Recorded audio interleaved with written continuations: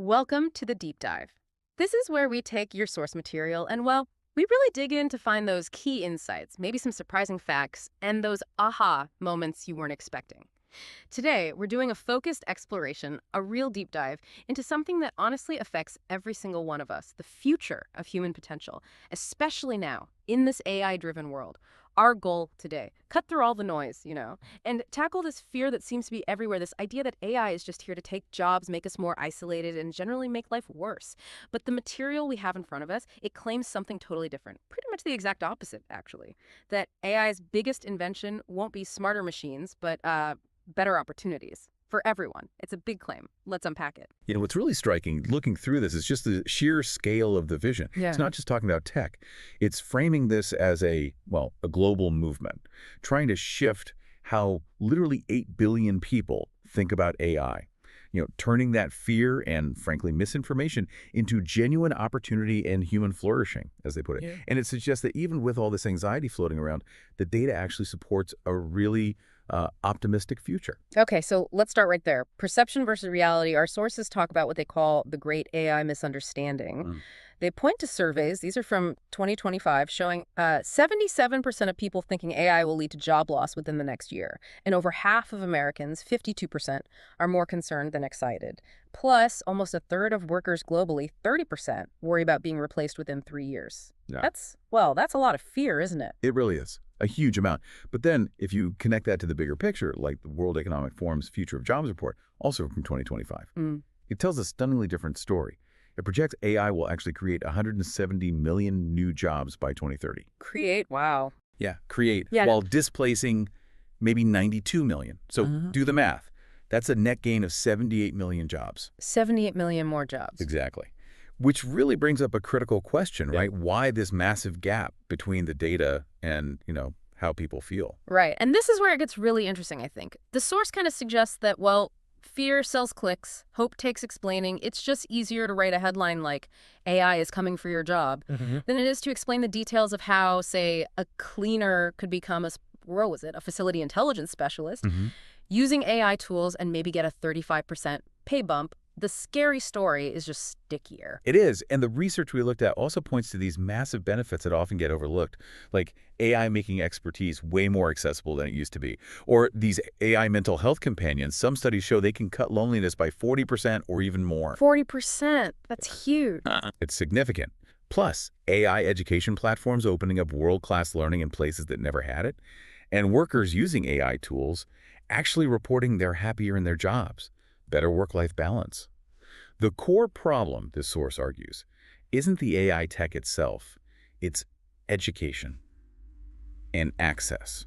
Okay, so with this big disconnect, how do you actually bridge that gap? And this is where our sources introduce this thing called All Life with AI.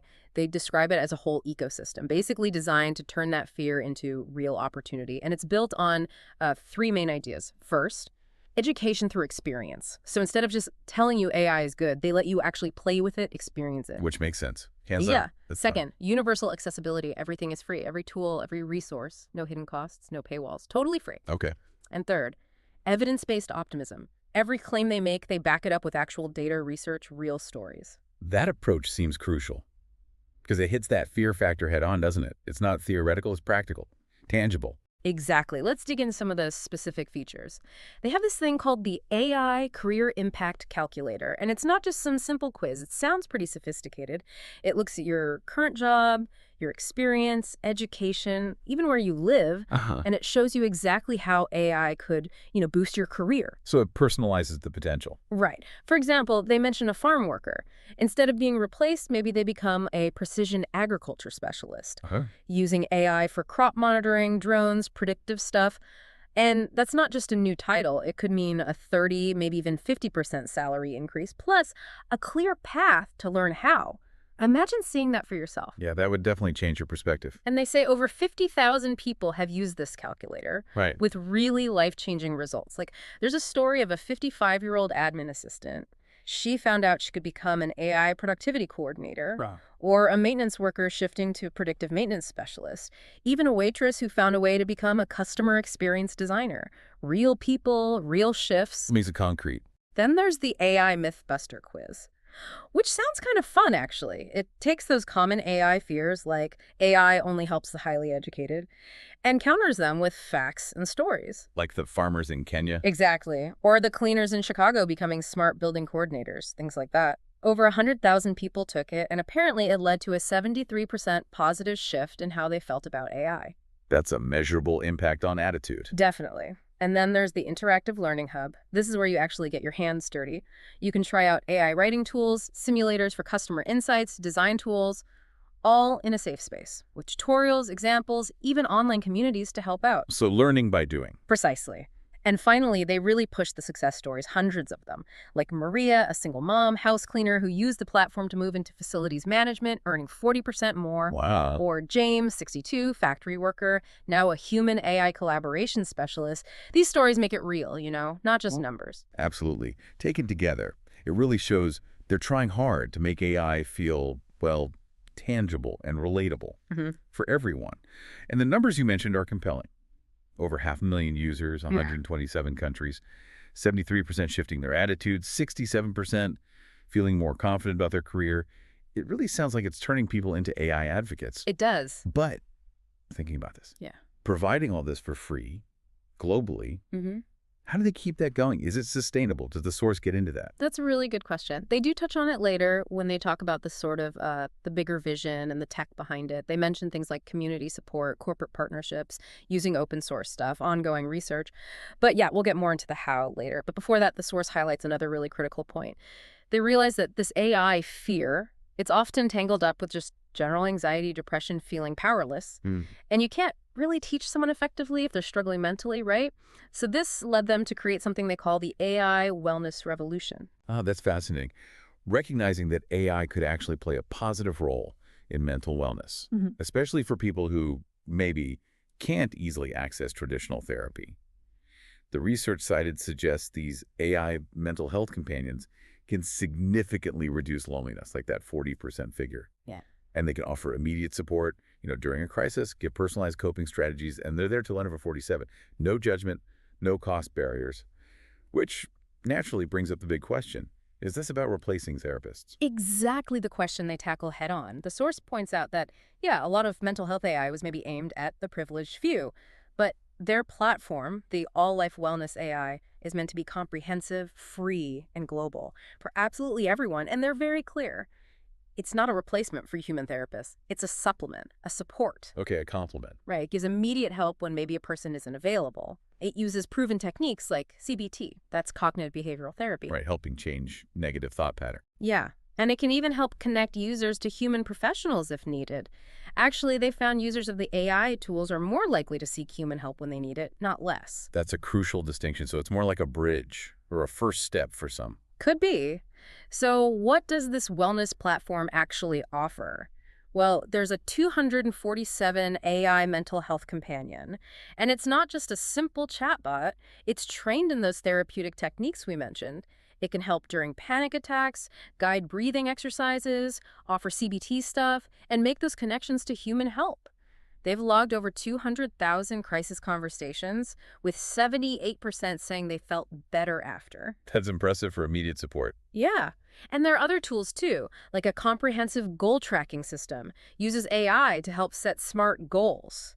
Specific, measurable. Relevant, time-bound. Yeah. Right. And track progress. Yeah. Apparently, it leads to 3 times higher goal completion. There's also a digital journal with AI insights. You can talk to it, voice to text, it detects mood, looks for patterns, helps you understand yourself better. So it's making mental wellness tools really accessible and practical. And we heard those stories.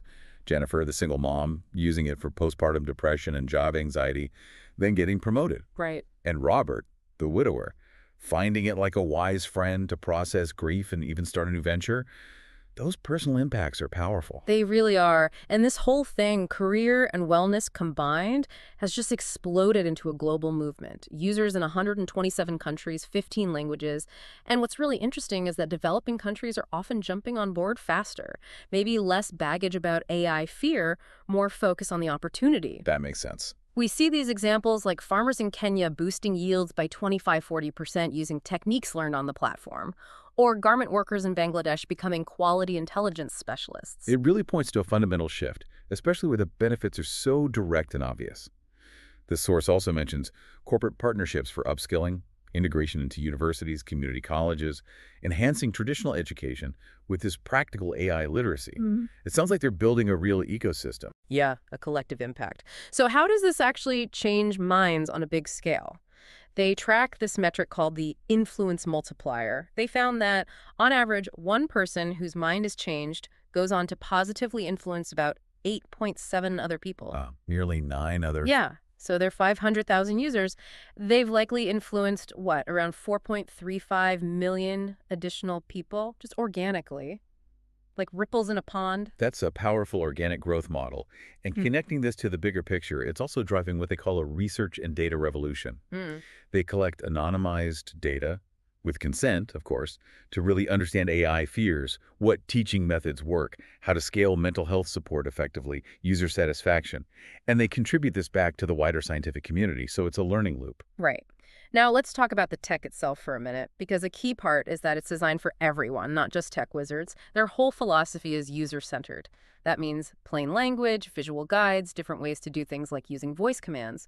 Crucially, it works offline or on low bandwidth connections, so it's genuinely accessible. And that point about AI that explains itself seems really important. It does. When the career tool makes a suggestion, it tells you why. When the wellness tool suggests something, it explains the reasoning. That transparency must be huge for building trust. It helps people see AI not as some scary black box, but as a tool they can work with. Totally. And they emphasize privacy and security as basic rights. End-to-end encryption, user control over data, the essentials. Well, And yeah. the AI models themselves, they're specifically built to enhance human value, not just replace tasks. Educational AI is like a patient tutor, personalized, connecting to human experts if needed. Wellness AI supports therapists, sees patterns, gives immediate help. And the career AI helps you find your unique human strengths and then figure out how to combine them with AI tools, developing complementary skills. So the goal isn't making people into machines. Exactly. It's helping machines make people better at being human, Yeah. more effective, more capable. The future they're painting here is really about this next stage of human potential. They call it the democratization of expertise, where AI just removes those old barriers, geography, money, social status.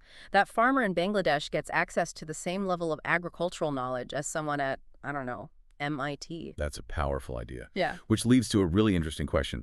What actually happens when education, career help, mental health support? What happens when it all becomes perfectly personalized? The source suggests their AI is getting really good at figuring out not just what you need to learn, but how you learn best. What really motivates you as an individual, Yeah. that's a game changer. Hyper-personalization for growth. Yeah. And we're also seeing this community amplification effect. Uh-huh. Whole communities starting to use AI together for local problems. Farming groups sharing AI techniques. City neighborhoods using it for organizing. Workplaces becoming showcases for human AI teams. It becomes collective. And looking ahead, this is where it gets really exciting, right? The source talks about what's on the horizon. Things like emotional intelligence AI, AI that can better understand and respond to human emotions for more empathetic support. Imagine that. They're exploring augmented reality learning, too, for realistic practice, like virtually managing that farm we talked about. Oh, cool. And predictive wellness systems AI that Mm. might anticipate when you need extra support and offer help proactively before things get bad. Wow. Proactive care. Their overall vision is, well, it's huge.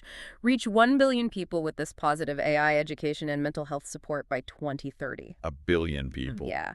Eliminate AI fear, set up these human AI collaboration centers everywhere, influence policy. And as we mentioned, they believe the model is sustainable through that mix of community support, partnerships, open source, research. It's ambitious, definitely. Yeah. So wrapping up our deep dive today, it really paints a powerful counterstory to all that AI doom and gloom. We've seen how when you make education accessible and the tech empathetic, people really can transform their careers, improve their mental health. It suggests our potential is way bigger than we thought. Yeah, what really stands out is this idea that the outcome of AI isn't set in stone. It really depends on how we help people understand it and use it. The source makes a strong case that every person who changes their relationship with AI doesn't just help themselves. They influence their family, their workplace, their community. It's a ripple effect. Absolutely. So Maybe here's something for you, the listener, to think about. If a single mom can use these tools to go from juggling retail jobs to being a customer experience coordinator with more time for her kids, or if a 72-year-old widower can beat isolation, find connection, find new purpose using AI wellness, what potential, maybe hidden potential, could AI unlock in your life or in the lives of people you know? Think about how just your own curiosity, your own engagement could be part of that positive ripple effect, that compound transformation, Yeah. something to mull over.